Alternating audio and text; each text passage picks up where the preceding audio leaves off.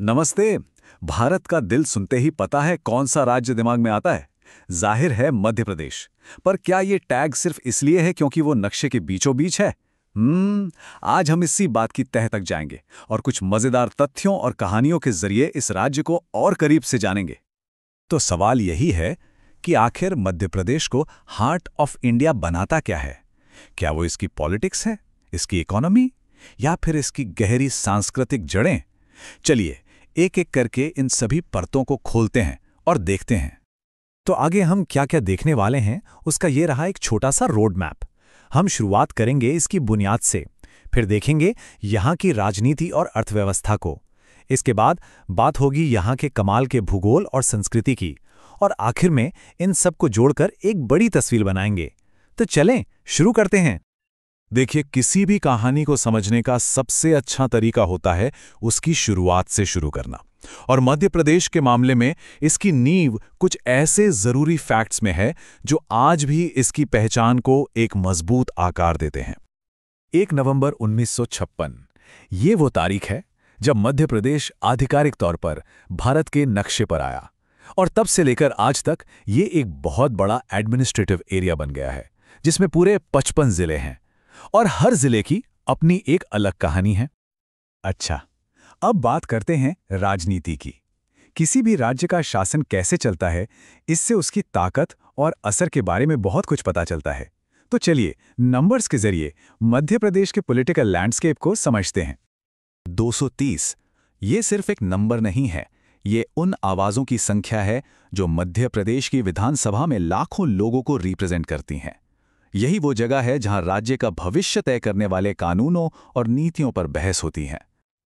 और जब बात नेशनल लेवल पर आती है तो मध्य प्रदेश लोकसभा में 29 प्रतिनिधि भेजता है।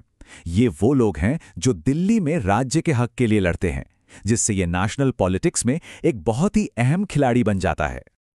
और आखिर में जो अपर हाउस है यानी राज्यसभा, उसमें मध्य प्रदेश की 11 सीटें हैं। ये सदस्य देश के कानून बनाने की प्रक्रिया में अपना अनुभव और स्थिरता लेकर आते हैं। नंबर्स के अलावा कुछ और भी जरूरी बातें हैं। पंडित रविशंकर शुक्ल ने राज्य के पहले मुख्यमंत्री के तौर पर इसकी नींव रखी। और एक दिलचस्प बात यह है कि जहां सारी एडमिनिस्ट्रेटिव पावर राजधानी भोपाल में है, वहीं जुडिशियल पावर जबलपुर में है, क्योंकि राज्य का हाई कोर्ट वहीं पर है। राजनीति के बाद अब आते हैं अर्थव्यवस्था पर। और सच कहूं तो मध्य प्रदेश की इकोनॉमी काफी कुछ कहती है। ये एक ऐसा इंजन है जो न सिर्फ राज्य को बल्कि पूरे देश को ताकत देता है, खासतौर पर कुछ चुनिंदा से सेक्टर्स में। ये देखिए, ये काफी इंप्रेसिव है। बात चाहे सोयाबीन की हो, चने की, या फिर हीरों की, मध्य प्रदेश पूरे देश में नंबर 1 पर है। और ये सिर्फ रैंकिंग की बात नहीं है, ये दिखाता है कि देश की फूड सप्लाई और कीमती रिसोर्सेज पर इस राज्य का कितना दबदबा है। और ये दबदबा पूरे राज्य में फैला हुआ है। पन्ना में चमकते हीरों से लेकर होशंगाबाद में छपने वाले करेंसी नोटों तक, और ग्वालियर में देश की ट्रेनों को दौड़ाने वाले रेलवे स्प्रिंग्स तक, मध्य प्रदेश के हर कोने की अपनी एक अलग इंडस्ट्रियल पहचान है। लेकिन कोई भी राज्य सिर्फ उसकी राजनीति या अर्थव्यवस्था से नहीं बनता, उसकी जमीन भी बहुत मायने रखती है। और मध्य प्रदेश का भूगोल भी उतना ही डाइवर्स और दिलचस्प है जितने कि यहाँ के लोग और उद्योग। इस राज्य की विशालता का अंदाजा लगाना है तो बस इसके जिलों को देख लीजिए। एक तरफ है विशाल छिंदवाड़ा और दूसरी तरफ है नन्हा सा निवाड़ी। यह सचमुच में एक्सट्रीम्स का राज्य है, जहां एक ही सीमा के अंदर आपको बड़े बड़े इलाके भी मिलेंगे और घनी बस्तियां भी। इसकी खेती में कामयाबी का राज इसकी मिट्टी में छुपा है। राज्य का 61% हिस्सा उपजाऊ काली मिट्टी से ढका है, जो इसे धान जैसी फसलों के लिए परफेक्ट बनाता है। और इस जमीन को सींचने का काम करती हैं नहरें, जिनका एक विशाल नेटवर्क है, जो इसे देश के सबसे अहम कृषि क्षेत्रों में से एक बनाता है।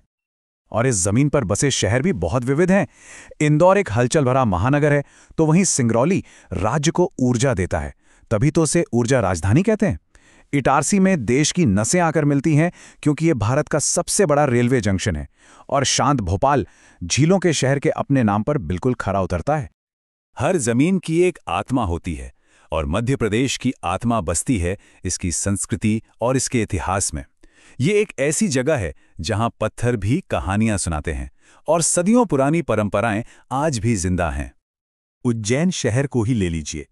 आज हम इसे इस नाम से जानते हैं, लेकिन इतिहास के पन्नों में इसका नाम था अवंतिका। एक ऐसा नाम जो हमें प्राचीन साम्राज्यों और गहरी आध्यात्मिकता की याद दिलाता है। और जानते हैं, वो आध्यात्मिकता आज भी उज्जैन में जिंदा है। जरा सोचिए, हर 12 साल में एक बार शिप्रा नदी का किनारा लाखों श्रद्धालुओं से भर जाता है। ये मौका होता है पवित्र कुंभ मेले का, आस्था का एक ऐसा संगम जो दुनिया भर से लोगों को अपनी ओर खींचता है। लेकिन मध्य प्रदेश का इतिहास सिर्फ प्राचीन नहीं है। चलिए थोड़ा क्रिकेट के बारे में सोचते हैं। एक ऐसा पल जब करोड़ों लोगों की सांसें थम गई थीं, महान सचिन तेंदुलकर ने वनडे इंटरनेशनल में वो कर दिखाया जो नामुमकिन लगता था, पहला दोहरा शतक। ये एक ऐसा रिकॉर्ड था जिसने खेल को हमेशा के लिए बदल दिया, एक ऐसा मील का पत्थर जिसे पूरी दुनिया ने सेलिब्रेट किया। पर यह कमाल हुआ कहाँ था? ये इतिहास कहाँ रचा गया था? जवाब है मध्य प्रदेश। जी हाँ, ग्वालियर के कैप्टन रूप सिंह स्टेडियम में। इससे यह साबित होता है कि ये राज्य सिर्फ पुराने इतिहास का घर नहीं है, बल्कि आज के भारत की सबसे बड़ी कहानियों का मंच भी है। तो हमने राजनीति, अर्थव्यवस्था, भूगोल और इतिहास सबका एक सफर तय कर लिया है। अब चलिए इन सभी धागों को एक साथ जोड़ते हैं और देखते हैं कि ये हमें भारत के हृदय के बारे में क्या बताते हैं। तो आखिर मध्य प्रदेश है क्या? ये एक पॉलिटिकल पावर हाउस है जो देश की दिशा तय करता है। ये एक इकोनॉमिक इंजन है जो देश को खिलाता भी है और चलाता भी है। ये एक्सट्रीम्स का एक विशाल कैनवस है और ये एक जीता जागता म्यूजियम है जहां प्राचीन और आधुनिक कहानियां एक साथ सांस लेती हैं। तो हमने इस राज्य की कई परतों को देखा, लेकिन जानने के लिए हमेशा कुछ और बाकी रहता है। तो मैं आपको एक सवाल के साथ छोड़ के जा रहा हूं। आखिर वो क्या है जो इस मल्टी डायमेंशनल राज्य की लय को दिखाता है? मध्य प्रदेश का ऑफिशियल राजकीय नृत्य कौन सा है? सोचिएगा जरूर। ये एक ऐसा डांस है जिसमें इस कमाल की धरती की कहानी और आत्मा दोनों बसती हैं।